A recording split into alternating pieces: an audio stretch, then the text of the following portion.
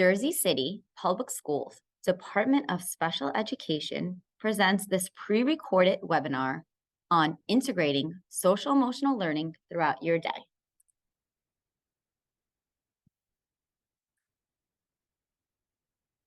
The COVID-19 pandemic has caused a tremendous amount of stress, fear, and anxiety for many of our students and teachers. The Jersey City Public Schools Department of Special Education has adapted social emotional learning, or SEL, interventions in place to support the social emotional needs and mental health and wellness of all. Interventions can play an important role in helping students cope, access needed resources, and build resilience. What is social emotional learning? Social emotional learning is the process of developing the self-awareness, self-control, and interpersonal skills that are vital for school, work, and life success. People with strong social emotional skills are better able to cope with everyday challenges and benefit academically, professionally, and socially. From effective problem solving to self-discipline, from impulse control to emotion management, and more. SEL provides a foundation for positive long-term effects on kids, adults, and communities. Children thrive, schools win, workplaces benefit. Society strengthens as a whole. All are due to social emotional learning. Social emotional learning helps improve kids' academic performance, curtails bullying and reduces dropout rates, and helps build character. A well-implemented SEL program positively affects a student's success in school. Studies show that social emotional skills such as problem solving, self-regulation, impulse control, and empathy help improve academics, reduce negative social behaviors like bullying, and create a positive classroom climate. Social emotional skills also help kids successfully manage everyday life. They help students focus, make good decisions, and become supportive members of their community and school community. SEL in school enhances a student's ability to handle daily tasks and challenges. As you can see from this model, in the center we have social emotional learning, which focuses on social awareness, relationship skills, responsible decision-making, self-management, and self-awareness. In the classroom, the teacher will focus on SEL instruction. The school will focus on school-wide practices and policies. And home and communities will work with the school, creating a family and community partnership. Why is social emotional learning important for our students? Students are able to cope with everyday challenges. They do better in school, become a better friend, learn problem-solving skills, learn self-discipline skills. SEL provides a foundation for positive long-term effects.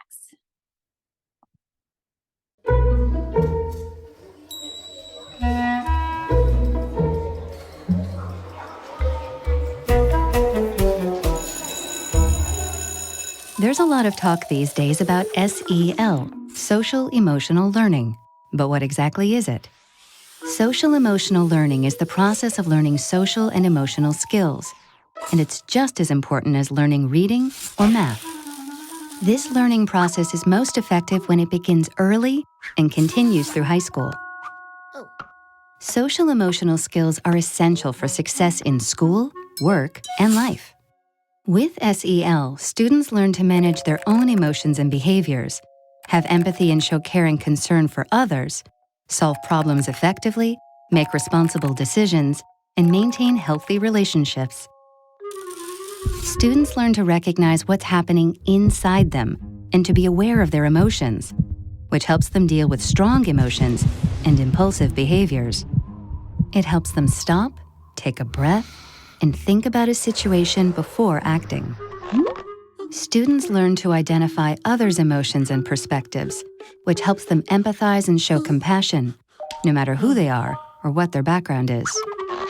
It's not difficult to imagine how this is important in the classroom and in life. Students learn to solve problems in peaceful ways and communicate assertively about what they need or want. This helps them get along with other students and get the help they need from adults. When students learn to make responsible decisions about their lives and their future, things can turn out better. Research shows social-emotional learning makes a difference. Students who participate in SEL do better academically, have improved attitudes and behaviors, and act in delinquent or disruptive ways less often. In the United States, students with strong social-emotional competence are twice as likely to earn a college degree and nearly 50% more likely to graduate from high school and have a full-time job by age 25. Just as important, students who are socially and emotionally competent have more friends. This means they're more likely to feel connected to school and do well, and less likely to be left out or bullied. Simply put, by participating in social-emotional learning, students learn the skills to succeed in every facet of school and the rest of their lives.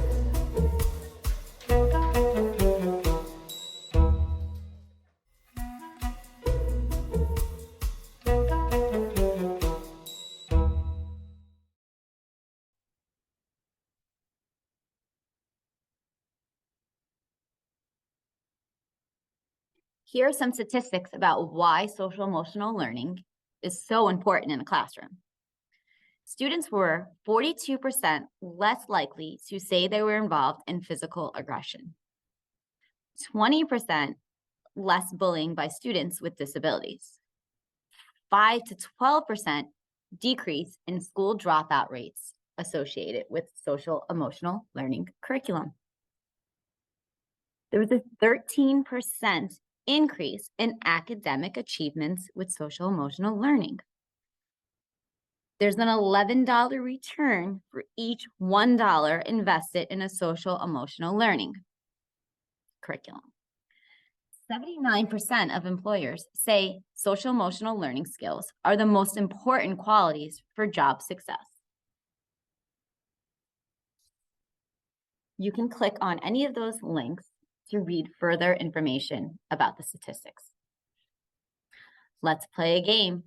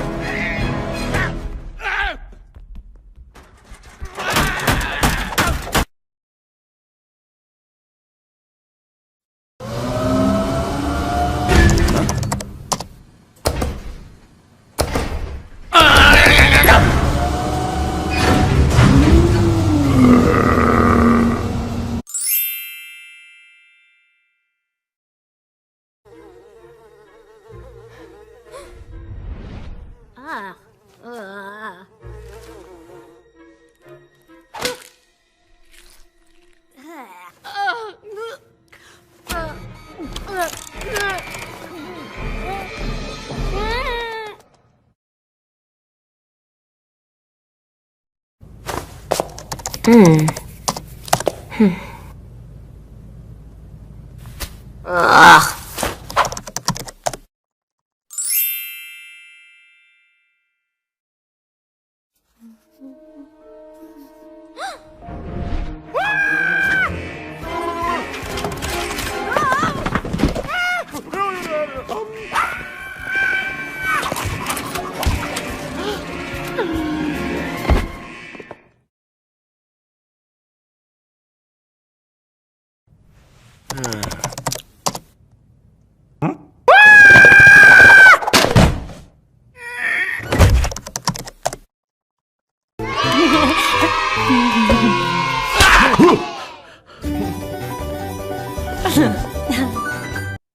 As we can see, all emotions are normal. The way we react to the emotions are what make us a better person. We can't control what happens to us, but we can control how we react to it. So why is it important to regulate feelings? Being able to identify and understand these feelings is the first step to regulate emotions. Students will develop these skills throughout their life. Emotional regulation helps them develop independence, self-discipline, interpersonal skills, and emotional intelligence. Here are some ways that you can check in on your student and their social emotional well-being. Have a daily check-in. You can create a Google form, keep it simple. It could be a daily check-in or an exit slip. Here are some examples. In the morning, you might want to have a, how are you feeling? Do you want to speak to me today? Did you find your assignments? Do you need help getting started? At the end of the day, you can check in again. How are you feeling now? Do you want to speak to me? How do you feel about your assignments today?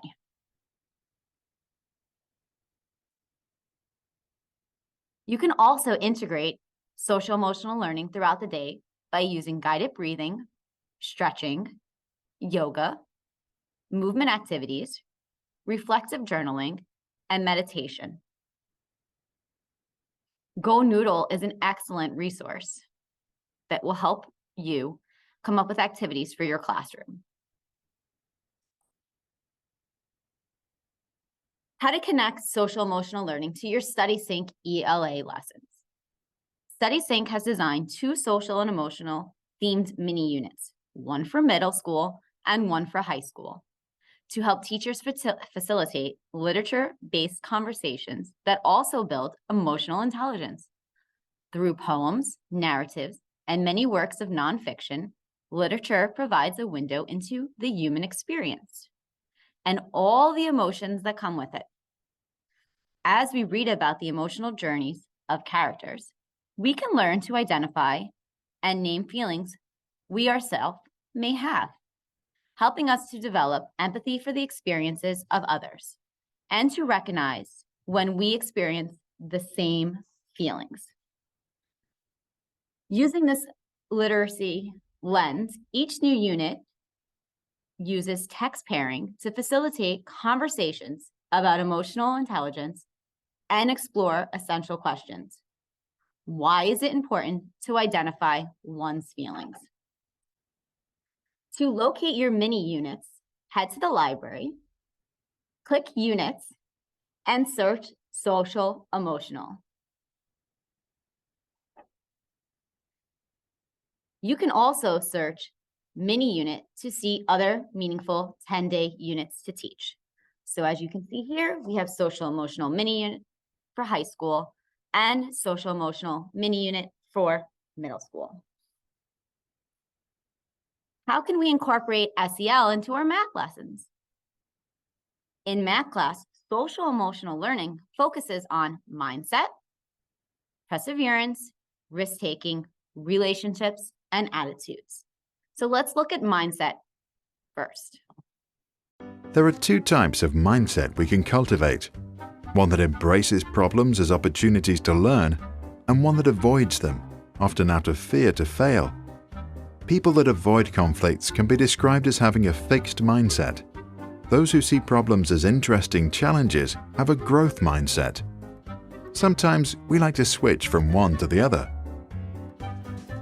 People have a fixed mindset because they believe that basic qualities like intelligence or talents are fixed traits and that these traits are responsible for success. They often like to document past achievements.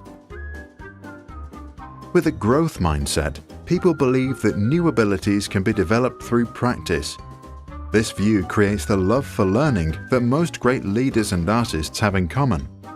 For them, life becomes an exciting journey with endless opportunity to figure out new things and advance.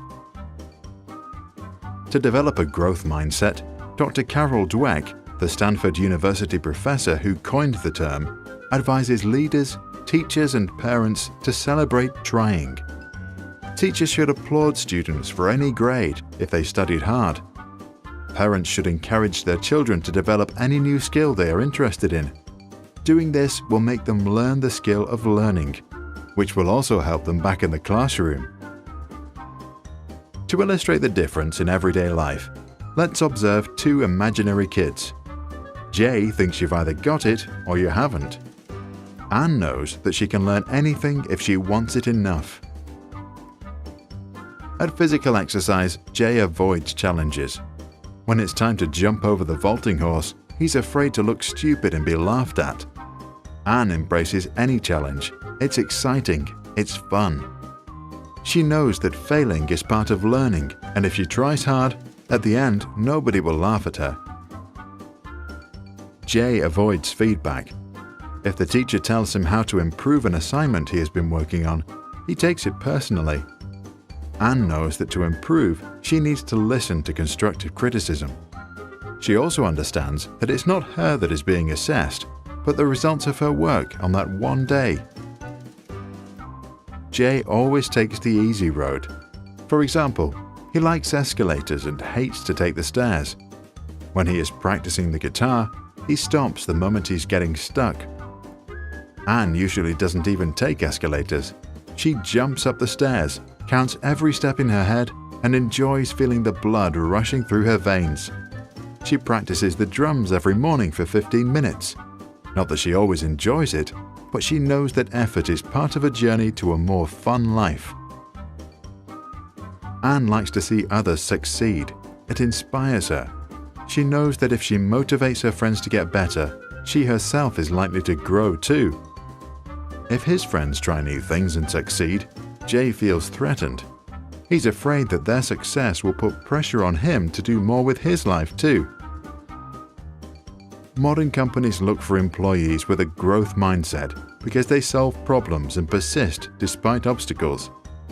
To spot the right ones, some ask during the interview whether the job applicant believes if managers are born or if management is a skill learned.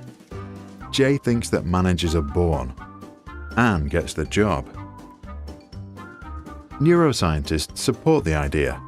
They confirm that the brain grows like any other muscle in the body, with training.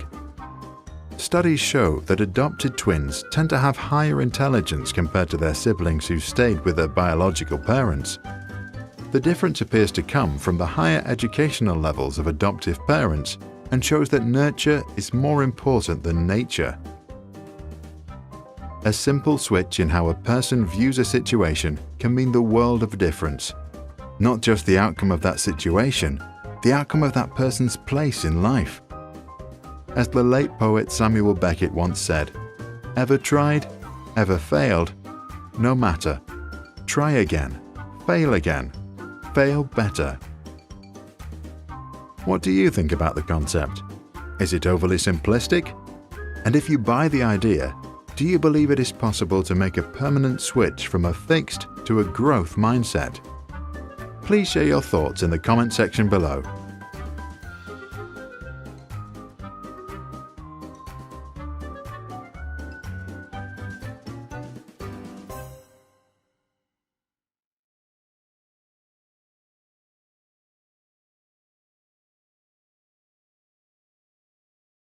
Want to teach our students to have a growth mindset. Teaching for perseverance means helping the students develop and trust their own ability to think through and tackle a problem. Risk-taking in a math class means helping students understand it's okay to take chances and make mistakes. Help students by allowing them time to think, work with a partner, work alone, talk out loud, draw pictures. Relationships teach students to value everyone's opinion and the process used to obtain the answer. Attitude refers to teaching students to think positively about their behavior in math and helps them believe in themselves. Here's some math talk that you can use in your classroom that promotes SEL. How did today's math make you feel? What are some positive ways and negative ways you can respond when math feels hard? Do you give up? Do you keep trying? What can you say to a friend who is struggling with math? What parts of math feel stressful? What can you do when you feel stressed out in math class? What parts of math make you feel successful? What can friends say to you to make you feel better about math? What self-talk can you use to help you persevere? What can we learn from our mistakes in math? How are mistakes a positive experience in math? How can you respond appropriately if you disagree with someone during problem-solving activities? How can you be a good group member? So these are fantastic questions that will elicit a natural conversation between the students and yourself. Something to think about. By approaching math with a growth mindset, teachers and families can help prevent kids from ending up with anxiety about math, or that feeling that some people are good at it and some are not. We're simply not born good at math versus not good at math, says Jessica Young, PhD. Senior research scientist at Education Development Center. Getting kids to see mistakes, not as failure, but as opportunities to learn is really important so that children can persist through the struggle. So we don't want our students to give up when a math problem gets hard or when life gets hard. We want them to keep growing with that growth mindset.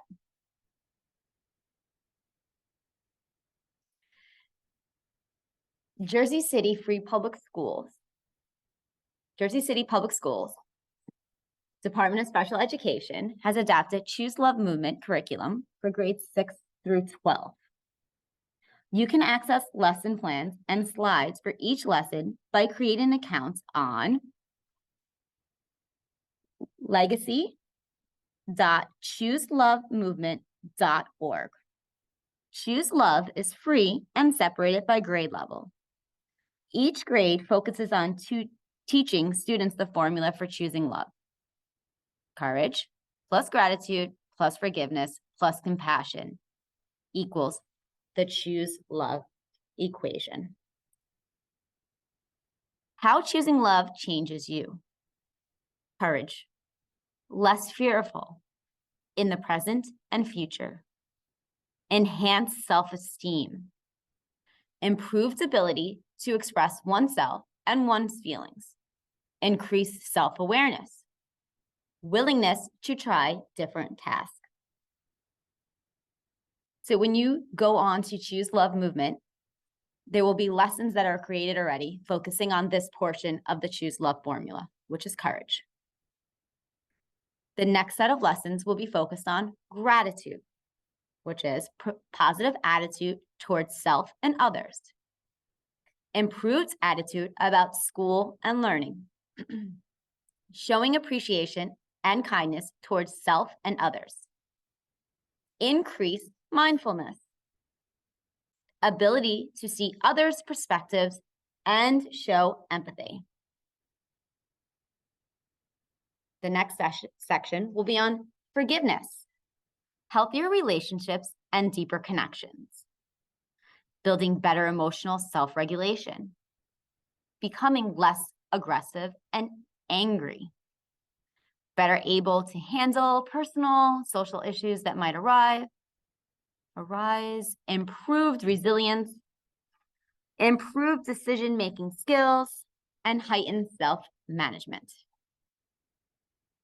The next portion will be compassion in action, which focuses on enhanced connections and relationships, how to build them, able to respond in a loving manner,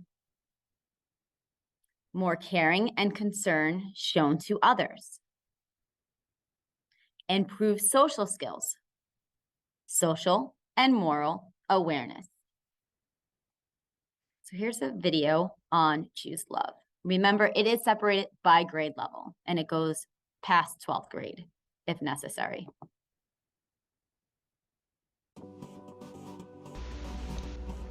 Did you know that there is a secret formula that can help you and others?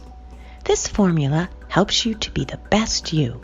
It can also make life better and happier for everyone. Not everyone knows about it, but we can learn it, practice it, and teach it to others, so it won't be a secret anymore. Are you ready for the secret formula? Here it is. Courage plus gratitude plus forgiveness plus compassion and action equals choosing love. If we practice all of these things, we are choosing love. When we choose love, our lives get richer and better. The first part of our formula is courage. That's the superpower that helps you to do the right thing, even when it's hard. We have a voice inside us that often tells us to be afraid or worried. It tells us that we can't do something. This voice can make us feel uncertain, anxious, and full of fear. When we have courage, we tell ourselves to try, and we say, "My fears won't stop me." Even if we feel scared, unsure, or nervous, we listen to the courageous voice inside that says, "You can do it." Courage gives us the power to make good choices and do things even if they are hard. It helps us do the right thing to help ourselves and others. The next part of our formula is gratitude. Gratitude is when we take the time to be thankful and have a positive attitude. When we have an attitude of gratitude, we know that there is always something to be grateful for. It's really cool that we can choose what we think, how we feel, and what we do. When we practice gratitude, we think grateful thoughts that make us feel happy. When we feel happy, we can make healthy, positive choices that make our life and the lives of others better. Next is forgiveness. Forgiveness can be hard because it means even if we are angry or hurt by something we did or someone else did, we let go of those strong feelings so that we can feel better. Sometimes our feelings can be really big, powerful, and hard to manage. But when we practice forgiveness, we find a way to say goodbye to those feelings that can make it hard to feel and be our best. Forgiveness takes courage and an attitude of gratitude because we have to be strong and brave and change our thinking even when it is hard. When we forgive, we turn angry thoughts into loving thoughts. When we can do this, we have more control and power and are able to feel so much better. The last part of our formula is compassion in action.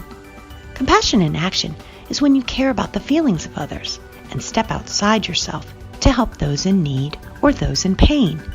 You do things to help others.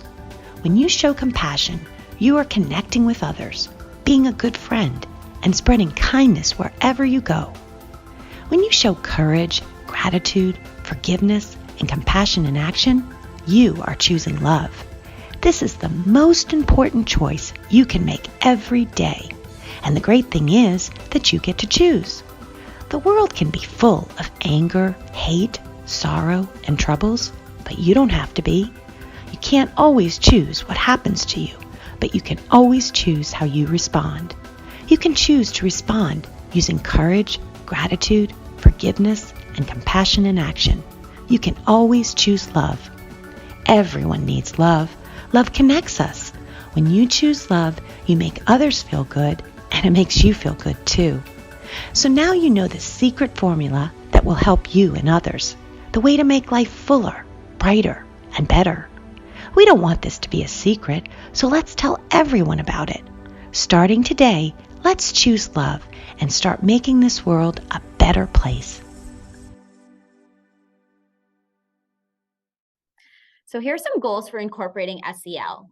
Daily emotional check-ins we talked about, validating all feelings in that check-in, 10 minutes of SEL instruction daily, brain breaks throughout the day, utilizing GoNoodle or any other resource that your class enjoys, and allow time for talk. And I love this saying on the poster. It's okay to feel these emotions. It's how we deal with them that makes us the people we are. Social emotional learning empowers educators as well.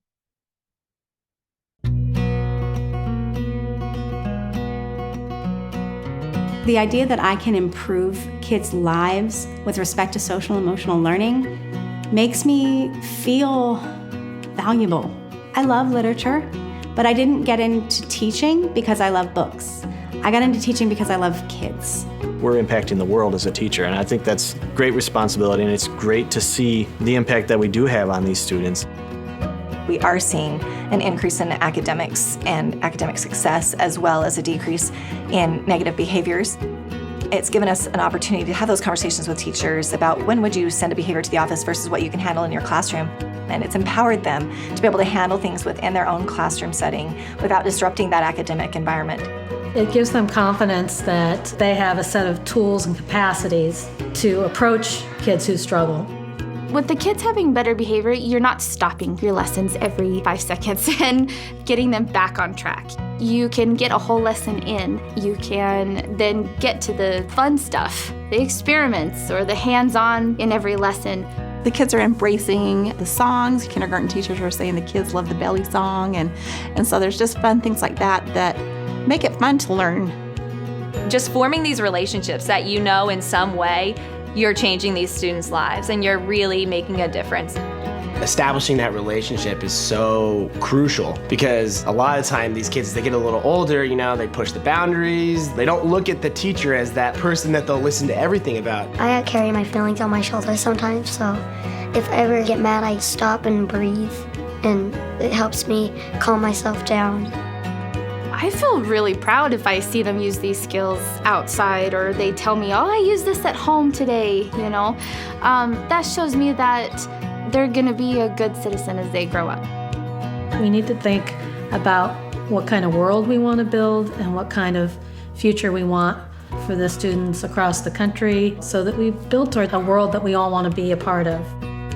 None of it would work if it weren't for the teachers. Because of their work and dedication and their belief in the systems that we're building, that's why our school is the school that it is today.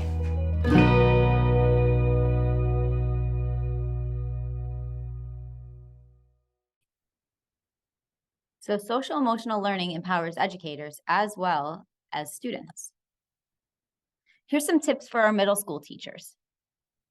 These tips will help foster a deeper engagement with middle school students. With middle schoolers, class discussions can be slow to get started, and educators can encounter difficulty engaging students in these SEL topics. Drawing from recent research, we can offer several suggestions for supporting a student's motivational needs. Number 1, elevate middle school students' voice. Invite students to make connections between the material they're studying and their own lives. For example, when discussing goal setting, you can start by asking students to think about something they or someone they has recently done that made them proud. After presenting a video, you might ask for a show of hands from those who have seen a similar situation play out in their school. Sometimes students disagree with how scenarios play out in their social emotional learning program. That's okay. In fact, that's great. Then you can offer students the opportunity to share what they would have done differently. Next tip, modify to fit middle schoolers' learning style. If you have a class that's really not talkative, try having students journal instead of requiring a group discussion. You can ask for volunteers to share their thoughts later on. Have students keep their journal so they can reflect back at the end of the year. Try switching the standard wrap up to an exit ticket from time to time. Maybe have students answer these 2 questions. What did you learn about? And what questions do you still have?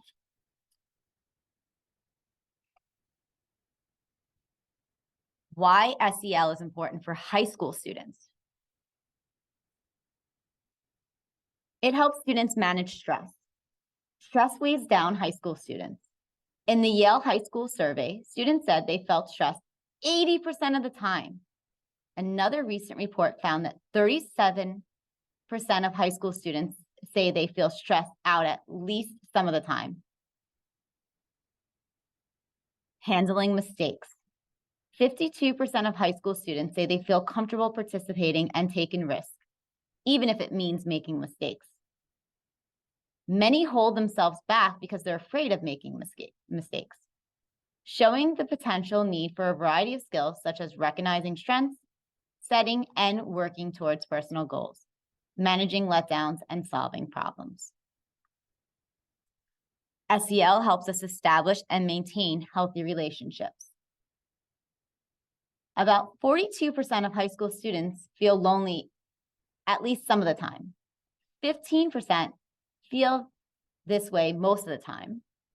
And 4% say relationship skills are something they need to work on. Relationship skills such as communication and relationship building and self-awareness skills such as recognizing strengths and self-confidence could help secondary students effectively manage such feelings and potentially reduce feelings and situations of loneliness. For your convenience, we have attached links for grades 6 through 12 lesson plans from Choose Love Movement. Remember to create an account to have access to all the slideshows attached to the lessons. Thank you for listening to this webinar. If you have any questions, please reach out to your instructional supervisor or lead teacher assigned to your school.